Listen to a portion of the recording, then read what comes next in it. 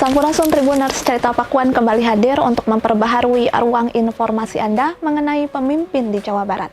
Bersama saya Sartika Harun, berikut Cerita Pakuan selengkapnya. Cerita Pakuan edisi hari ini akan merangkum sejumlah topik terkini mengenai Deddy Mulyadi selama sepekan terakhir.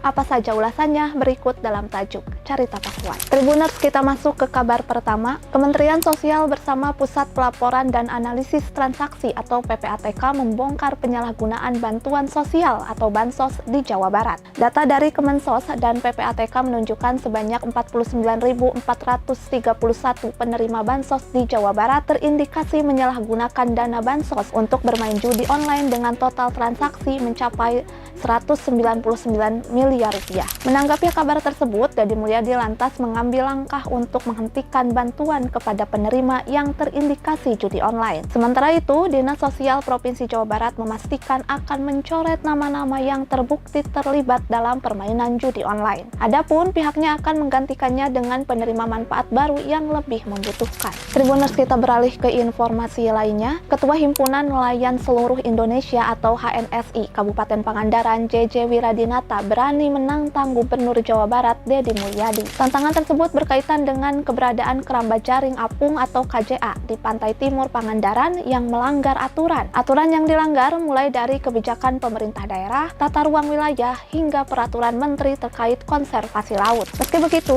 JJ enggan berspekulasi soal siapa pihak yang berada di balik perusahaan pemasang KJA. Dirinya hanya fokus akan mendorong pencabutan izin. Adapun persoalan tersebut kini berada di Dinas Kelautan dan Perikanan Provinsi Jawa Barat. Atas hal itu, JJ optimis Deddy Mulyadi yang memiliki kepedulian terhadap lingkungan akan berpihak kepada masyarakat. Kontroversi pemasangan KJA pun makin mencuat kala mendapat sorotan dari mantan Menteri Kelautan dan Perikanan Susi Pujiastuti. Susi menilai jika keberadaan KJA tersebut menyalahi aturan. Karenanya, ia mendesak untuk segera mencabut izin yang sudah diterbitkan.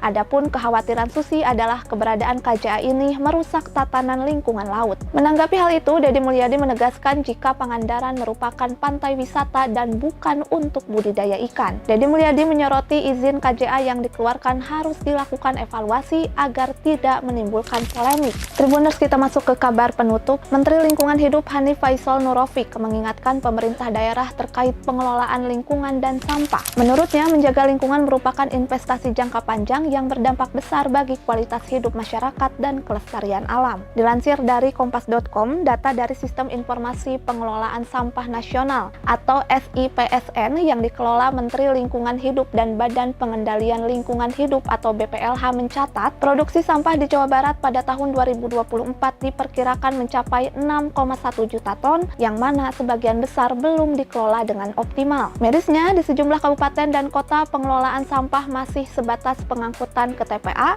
tanpa ada pemilahan yang memadai. Kondisi ini semakin diperparah dengan adanya TPS liar yang banyak ditemukan di berbagai wilayah. Kementerian Lingkungan Hidup dan Kehutanan atau KLHK bersama Dinas Lingkungan Hidup atau DLH Provinsi Jawa Barat menjatuhkan sanksi administrasi terhadap 21 TPA di kabupaten kota, termasuk TPA Pasir Bajing di Kabupaten Garut, TPA Cikolotok di Kabupaten Purwakarta, dan TPA Jalumpang di Kabupaten Subang. Sanksi tersebut menyoroti masalah kronis dalam sistem persampahan di Jabar, mulai dari praktik ilegal open dumping hingga ketiadaan dokumen lingkungan yang krusial. Adapun saat ini Jawa Barat terdapat 30 TPA yang tersebar di 27 kabupaten kota, 17 TPA diantaranya masih menggunakan sistem open dumping atau pembuangan sampah secara terbuka. Terkait produksi sampah yang menggunung di Jawa Barat, Deddy Mulyadi mengungkapkan pihaknya akan menerapkan sistem punishment dan reward bagi pemerintah desa terkait pengelolaan sampah. Lebih jauh lagi, Pemprov Jabar menegaskan komitmen terkait menangani masalah sampah secara terintegrasi. Bahkan, Deddy Mulyadi mengancam akan menghentikan bantuan kepada kota,